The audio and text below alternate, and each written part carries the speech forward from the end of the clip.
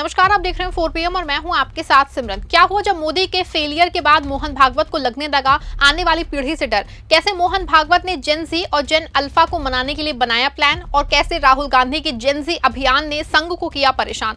दोस्तों, इन दिनों जिस तरीके से जेन जी और जेन अल्फा के बच्चे मोदी सरकार के खिलाफ हल्ला बोल रहे हैं, उसको देखते हुए भाजपा और संघ की घबराहट बढ़ती जा रही है। मोदी के लाख रील बनाने से भी जेन जी मान नहीं रहा है। वो सरकार की चालों को समझ के उसका और मजाक उड़ा रहा है। वहीं जिस तरीके से जेन जी के बाद अल्फा ने जो है अपने तेवर दिखाने शुरू कर दिए हैं, उससे मोहन भागवत को संघ के लिए डर सताने लगा है, जिसको देखते हुए मोहन भागवत ने जेन जी और जेन अल्फा के बच्चों से मिलकर उनके साथ संवाद स्थापित करने की योजना बनाई है। एक तरफ जहां लगातार भाजपा नेता और संघ के वरिष्ठ नेता जंतर मंतर पे इकट्ठा हुए यूथ को लेकर भद्दी भद्दी टिप्पणियां करने में लगा है, वहीं उनके बॉस मोहन भागवत को समझ में आने लगा है कि अगर बात हाथ से निकल गई तो आने वाली पीढ़ी उन्हें जड़ से उखाड़ फेंकेगी। ऐसे में आने वाली पीढ़ी को अपने जाल में फंसाने के लिए संघ ने क्या प्लान तैयार किया है और कैसे राहुल गांधी की बढ़ती लोकप्रियता से भाजपा के पसीने छूटने लगे हैं, सब कुछ आपको बताएंगे इस रिपोर्ट में। दोस्तों, पिछले दिनों जिस तरीके से पेपर लीक मामले को लेकर देश भर में छात्रों और युवाओं में मोदी सरकार के खिलाफ जबरदस्त विरोध प्रदर्शन किया, उसने भाजपा के लिए साथ साथ जो है संघ की भी उसकी खतरे की घंटी बजा दी है। तो एक तरफ जहां भाजपा और आरएसएस के वरिष्ठ नेता जेन जी के खिलाफ बयान देने में लगे हैं, तो दूसरी तरफ संघ प्रमुख मोहन भागवत 6 अगस्त को मुंबई में जेन जी और जेन अल्फा के प्रतिनिधियों से सीधा संवाद करने जा रहे हैं। आरएसएस ने इस संबंध में प्रेस नोट जारी करके जानकारी दी है। इसमें बकायदा जेन जी और जेन अल्फा शब्दों का इस्तेमाल किया गया है। यह कार्यक्रम India international movement to united nation के 15वें वार्षिक चैंपियनशिप सम्मेलन के उद्घाटन समारोह के दौरान मुंबई स्थित नीता मुकेश अंबानी कल्चरल सेंटर में आयोजित किया होगा। सम्मेलन में देश भर के 100 से अधिक शहरों के लगभग 2000 हाई स्कूल छात्र, यानी कि जिसमें 15 से 19 वर्ष की आयु के बच्चे भाग लेंगे। इसका मुख्य विषय डॉक्टर मोहन भागवत का सत्र the role of youth in uniting the world the Indian way पे केंद्रित होगा। यह सम्मेलन ये तय करने में अहम भूमिका निभाएगा कि आरएसएस अपनी पारंपरिक कार्यप्रणाली से इतर आधुनिक डिजिटल रूप से जागरूक और वैचारिक रूप से स्वतंत्र जेन जी पीढ़ी के साथ किस प्रकार का तालमेल बिठा पाता है।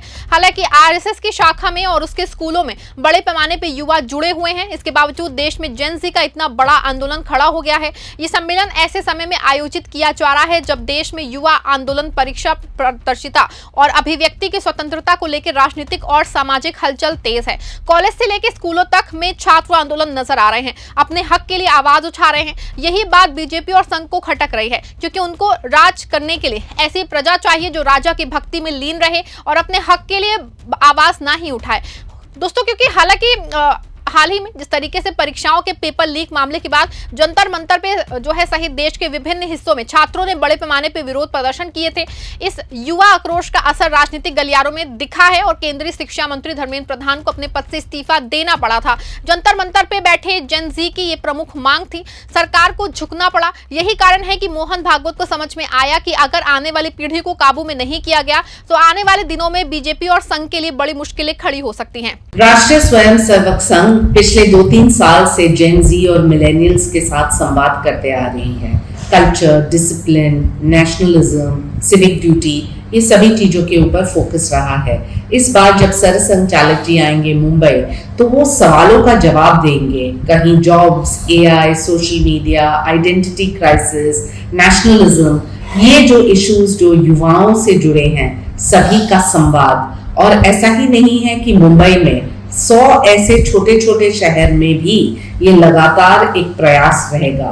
तो इससे नीट एग्जाम को तालमेल करना या कहना कि नीट एग्जाम के बाद क्यों कर रहे हैं, ये तो लगातार एक प्रयास रहा है संघ का पिछले 2-3 साल से। दोस्तों, ऐसे में सवाल उठता है कि आखिर में आरएसएस को क्यों आना पड़ा मैदान में। तो आपको यहाँ बता दूं कि पिछले दिनों देश भर में हुए छात्रों के आंदोलन, जिसको जेन जी का आंदोलन भी कहा गया था, इसके बाद जिस तरीके से भाजपा नेताओं और संघ ने जेन जी को लेकर बयानबाजी की, उसने भाजपा के लिए मुश्किलें खड़ी कर दी हैं। एक तरफ मोदी रील बनाते रह गए, दूसरी तरफ उनके नेता जेन जी को गाली को देने में लगे रह गए।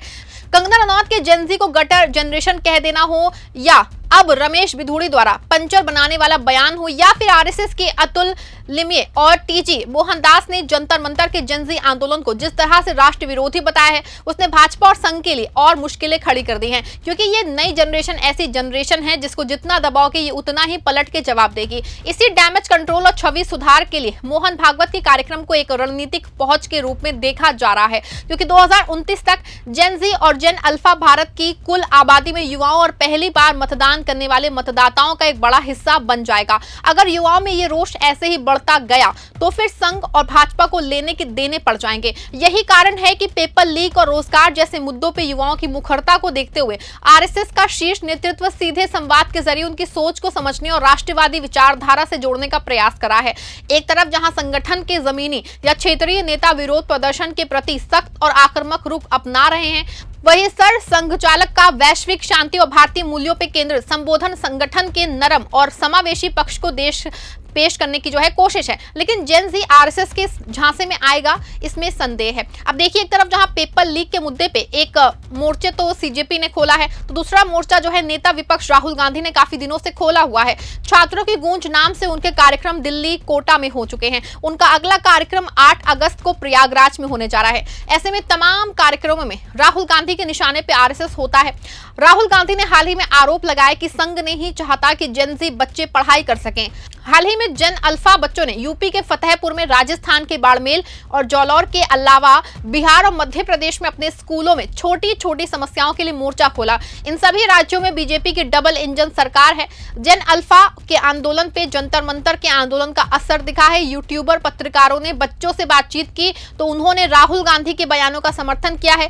इससे आरएसएस द्वारा ज्यादा परेशान हुए। आरएसएस और बीजेपी के कई नेताओं के हाल ही में ऐसे बयान आए हैं जिसने जेन जी और जेन अल्फा बच्चे काफी नाराज हैं। अभी 2 दिन पहले आरएसएस के सह कार्यवाहक अतुल लिमये ने जंतर मंतर पे जेन जी के विरोध प्रदर्शनों को देशद्रोही करार देते हुए इसकी गहन जांच की मांग की थी। केरल में संघ के बड़े नेता टीजी मोहनदास ने जंतर मंतर पर प्रदर्शन कर रही महिलाओं और वामपंथी विचारधारा वाली छात्राओं को लेकर अत्यंत विवादित और हिंसक बयान दिया था। उन्होंने कहा था कि अगर उनके पास अधिकार होता तो वे प्रदर्शनकारियों पे कर्फ्यू लगा के गोलीबारी का आदेश देते, जंतर मंतर पे बैठी छात्राओं का रेप करवाते। टीजी मोहनदास के खिलाफ केरल में एफआईआर दर्ज हो चुकी है। दिल्ली में बीजेपी और पूर्व सांसद रमेश बिधूड़ी ने और भी जहरीला बयान दिया। बिधूड़ी ने कहा कि जंतर मंतर पे पंक्चर लगाने वालों की संख्या ज्यादा थी। कांग्रेस अध्यक्ष मल्लिकार्जुन खड़गे ने बिधूड़ी के बयान पे आपत्ति जताई। सीजेपी के संस्थापक अभिजीत दीपके ने आरएसएस और बीजेपी नेताओं के बयान पे कड़ी आपत्ति जताई। वहीं सोशल मीडिया पे भी देखा जा रहा है कि ऐसे वीडियो सामने आ रहे हैं जिसमें छोटे छोटे बच्चे भी मोदी जी का मजाक उड़ा रहे हैं। उन्हें माफ कर देने वाले रील में भी इन बच्चों का कोई असर नहीं पड़ा है।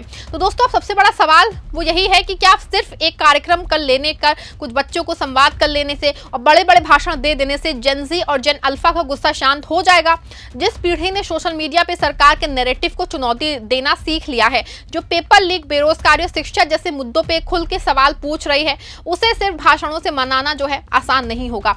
अगर युवाओं की नाराजगी की असली वजहों पे काम नहीं हुआ तो ये असंतोष आने वाले समय में और बड़ा रूप ले सकता है।